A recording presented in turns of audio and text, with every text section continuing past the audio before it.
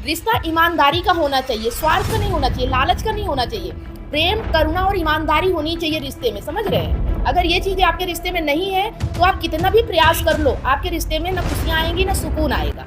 ठीक है मैम, आपकी बातों को सुनकर कभी कभार तो वाकई में ऐसा लगता है कि नहीं, बहुत बड़ी बात और बहुत बड़ा दर्शन छिपा हुआ है कि अगर आपकी बातों को गहराई से कोई समझ ले तो उसके जीवन में किसी प्रकार का कोई तकलीफ या दुख आ ही नहीं सकता। तकलीफ या लेकिन दुख हम लोग तकलीफ या दुख इसी बात का है कि समझ ही तो नहीं पा रहे हैं ना। यही तो प्रॉब्लम है कि हम अपनी प्रकृति में जी ही नहीं पा रहे हैं ना। हम प्रकृति को अपने रोक देते हैं और बाहरी चीज़ों को अपना लेते हैं। मतलब बाहर क्या सही रहेगा हम वो करते हैं, हमारे लिए क्या सही है या हमें क्या समझ में आ रहा हम वो करते ही नहीं ना, इसलिए हमारे जीवन में दुख रहता है।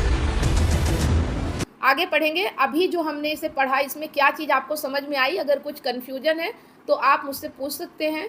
तो आज हमने बात की ऊंचे तल की और नीचे तल की। ठीक है, पहले से भी हम इस जो हमारा ये अध्याय चल रहा है इसमें यही सब बातें हम करते आ रहे हैं।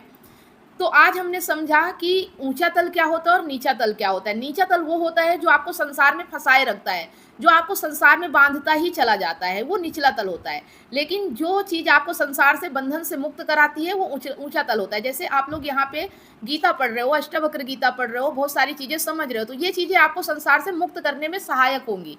लेकिन जैसे कि आप शादी करते हो, फिर बच्चे होते हैं, फिर परिवार होता है, आप मोह में फंसते चले जाते हो। मतलब शादी करना गलत नहीं है, बच्चे जन्म देना गलत नहीं है, लेकिन उसमें बंध जाना गलत है। ठीक है, उसमें फंस जाना, उसको ही अपना आश्रय बना लेना, उसके बिना जीना नहीं कि उसके बिना अब हम जी नहीं पाएंगे, उसके बिना कैसे जिएंगे, कैसे रहेंगे, अब तो हमारा पूरा संसार ही दूसरा व्यक्ति हो गया, ये गलत होता है। ठीक है, तो किसी के साथ रहना गलत नहीं है, लेकिन किसी पे निर्भर हो जाना गलत है। तो इन चीज़ों को समझ में आ रहा है? अगर समझ में आ रहा है तो अच्छी बात है, और नहीं आ रहा तो आप क्वेश्चन कर सकते हैं। ठीक है, चलिए तो राजेश जी आप बताइए।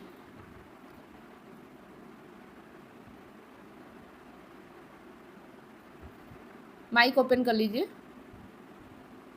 नमस्ते मैडम। हाँ नमस्ते।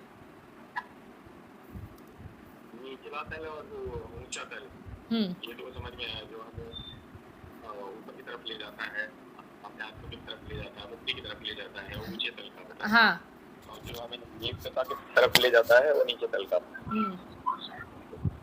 ऊंचा तल नीचा तल तो समझ में आया। तो अब हम कैसे जिएंगे?